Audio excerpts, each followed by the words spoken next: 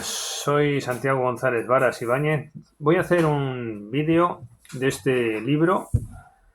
Es la historia de la música en España e Hispanoamérica en el siglo XVIII. El editor en esta ocasión, José Máximo Leza, edita el Fondo de Cultura Económica. Es una colección de múltiples tomos. Los mostré en vídeo en el primero de los que he realizado sobre estos volúmenes. Y he hecho un vídeo también del siglo XVII, historia de la música española y de Hispanoamérica en el siglo XVII, interesante. Y ahora vamos a ver la historia de la música española en el siglo XVIII y de Hispanoamérica. El capítulo de Hispanoamérica, por cierto, lo hace Leonardo Weissman, que es el autor de este libro, que es una historia de la música colonial hispanoamericana que reseñaremos próximamente. Y todo esto viene al hilo también de los vídeos que estamos haciendo de música, en especial de música de Hispanoamérica o de España, y que reseño por mi parte aquí en este tratado o libro La cultura de Hispanoamérica con la editorial Visor, febrero 2026, donde la primera parte se ocupa de mencionar los músicos principales de Hispanoamérica en este caso, y donde voy contando las obras principales y hasta alguna puntuación estética que realizo para un poco poner de manifiesto que hay que volver al placer estético y a la dimensión del esteta, del melómano. No es la dimensión realmente de este libro. Yo creo que estos volúmenes, que son 8, este es concretamente el cuarto, del siglo XVIII, es un enfoque un poco más científico, menos orientado al melómano y al disfrute. De hecho, como bien dice el título, es historia de la música de España e Hispanoamérica, no tanto de los músicos, porque a veces no acabas de captar bien quiénes son los músicos más importantes y bueno, y qué trayectoria llevaron en la música que hicieron, y desde luego no está enfocado desde el punto de vista del placer estético o del disfrute de las obras musicales. No es este realmente el enfoque. De hecho, en algún lugar del libro se menciona que se hizo con cargo a un I+D, no sé qué, bueno, estas cosas universitarias. Yo personalmente no es lo mío, soy catedrático de universidad y sin embargo he seguido un poco el método tradicional de hacer las cosas pues como hacían los románticos, ¿no? Eres un genio y haces una enciclopedia de 8.000 páginas tú solo, de 4 volúmenes, y lo haces por vocación y porque así lo has aprendido de tus maestros, o por lo menos porque tú lo llevas dentro, pero no porque haya un I+D o un I+J o un I+ no sé qué, sino lo hago por no... Y después, oye, pues eso acaba traduciéndose en un mérito. Tampoco quiero, ni mucho menos, infravalorar o minusvalorar lo que aquí se hace, ni mucho menos en la moda de hoy día, simplemente, ¿no? Y hacer libros de tipo científico y pensando en no sé qué. Pero yo creo que el reconocimiento de los méritos tiene que venir por añadidura, pero no estar pensando en hacer una cuadratura que te encaje para tu perspectiva personal de medrar. Yo creo que eso viene después, ¿no? Pero hay que hacer las cosas por vocación. Yo creo que sobre todo la ciencia funciona cuando la sociedad reconoce o valora lo que hacen los investigadores y cuando se crean personajes que sean capaces de investigar por vocación y por inquietud intelectual, más que buscando el apunte universitario de conseguir no sé qué requisito para no sé cuál, ¿no? Bueno, dicho esto, el libro, voy a ir comentando, empieza con la cultura de la ilustración, problemas de la historia de la música en el siglo XVIII. Aquí, en las primeras páginas de este volumen, cuarto, lo más interesante a mi juicio ha sido de la lectura de esta voluminosa obra, muy meritoria, insisto, lo más interesante ha sido poner de manifiesto cómo o qué agentes son los que realmente provocan la producción de la cultura, ¿no? Yo creo que esta es una idea muy importante. Es decir, ¿quiénes son, y repito, los agentes que provocan la producción de la cultura en el siglo XVIII? Toda esta ingente, abrumadora producción cultural que se produce de calidad. Bueno, pues los agentes, esto insiste mucho el libro, me ha maravillado la lectura, tengo que decirlo, pues son la monarquía, por un lado, y todo lo que está en torno al monarca y sus allegados, provocando la producción de obras musicales, la Iglesia, muy presente en los encargos, y también es que había puestos en las iglesias, en la corte y en los sitios nobiliarios donde estaban asalariados o contratados compositores, ¿no? Todo esto generó, creo, una enorme riqueza cultural. De hecho, decía Chesterton que el siglo XVIII era el siglo genuinamente cultural, ¿no? Es verdad, el estado de la cultura es el siglo XVIII por antonomasia. Es donde se dan todos los componentes de un diseño social que es capaz de dar cultura. Esto es una gran paradoja, como cuento yo en mis libros sobre estas temáticas estéticas, musicales que realizo. Una gran paradoja que la cultura se desarrolle cuando manda el monarca, cuando manda el monarca absoluto, cuando mandan los aristócratas y el clero.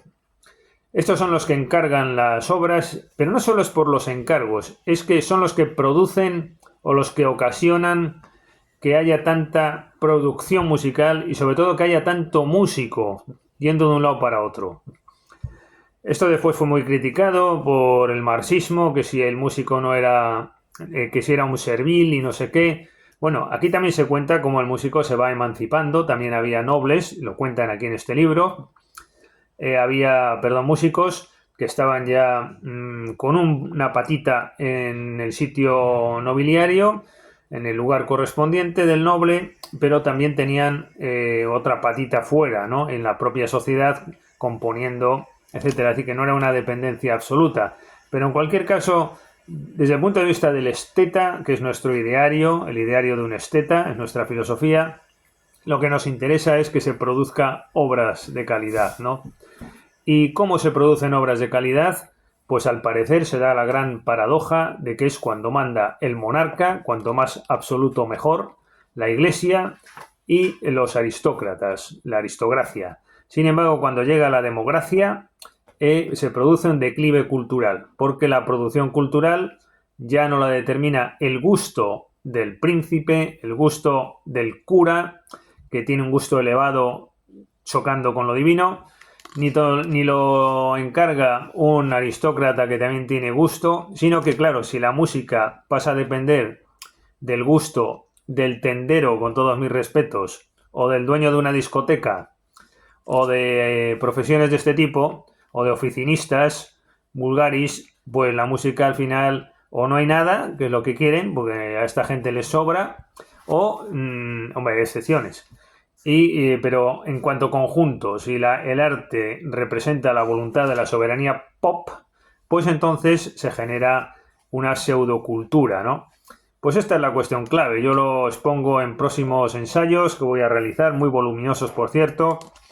A ver si salen, no digo la editorial, no se vaya a chafar, porque hasta que no se publique el libro, cruzo los dedos. Es una gran editorial, por cierto, y estoy muy contento con el proyecto, a ver si acaba saliendo. Pero también lo he publicado en parte en otras publicaciones, otros libros. Bueno, aquí se habla de la música en las instituciones eclesiásticas, en catedrales y colegiatas, pero básicamente es lo que estoy contando aquí, ¿no? Estos centros son los que producen la música.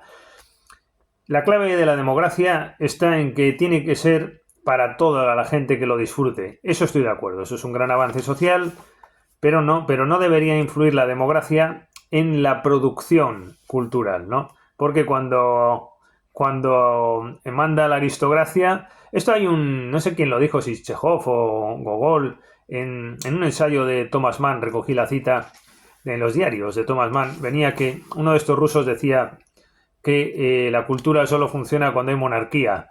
Y hay una cierta razón. Bueno, aquí se sigue hablando de la música en conventos, en monasterios, la movilidad de los músicos.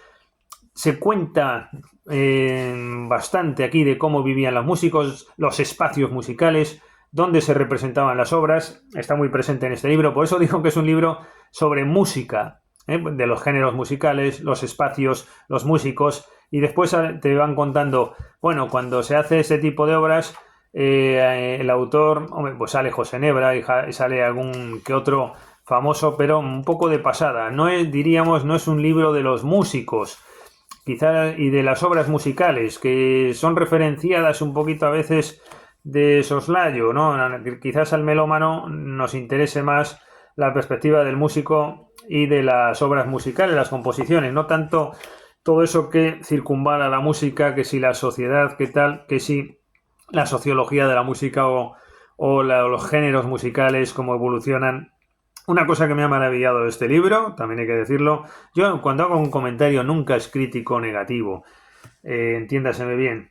Hay una serie de vez en cuando de tablas que esto me encanta. Las tablas, esto sí, porque son muy ilustrativas. La música de cámara que se componía, claro, yo lo que hago es tomar el papel y el boli, ir tomando notitas, por si acaso me falta algún músico por descubrir. Después procuro, antes era buscar discos, yo me acuerdo cuando iba a Praga o cuando iba a cualquier país de estos, como cuando vivía en Dresden, por ejemplo, ¿no? Estuve ahí 2 años y me iba a Polonia a comprar discos. Bueno, en Polonia no era un mercado precisamente atractivo, pero en la República Checa, creo que por entonces ya Checoslovaquia todavía. Bueno, en Praga, en cualquier caso, que estaba muy cerca de Dresden, donde yo vivía, pues porque era una carreterilla de mala muerte, la carretera que comunica Berlín con Viena, pasando por Praga y por Dresden, ¿no? Era una carretería de mala muerte. Bueno, de la época de Hitler en la época alemana, y en la otra, pues ni eso. Es decir, que bueno, en fin. Y ahí vamos a comprar discos. Praga era una ciudad muy musical todavía por entonces. Estos son todavía los últimos coletazos de la aristocracia, ¿no? De la sociedad. Ya un día, pues no sé si todavía se seguirán representando a nivel popular los cuartetos de Borsa. Me acuerdo del cuarteto americano, en Fa menor opus 96, creo que es, ¿no? Bueno, el cuarteto americano de Borsa, y era una de las atracciones culturales en Praga, por lo menos todavía. Yo creo que eso es un vestigio del pasado. Posiblemente hoy día ya nada de eso, porque con la sociedad pop de hoy, pues todo esto, bueno, igual, si sirve al capitalismo y hay una oficina y alguien explota esto, el cuarteto de Borsa, el cuarteto americano, el trío Dunky, ¿no? Bueno, el canto de Farinelli viene aquí contado en la página 91 y la música de cámara de Brunetti. Brunetti es uno de los grandes del siglo XVIII.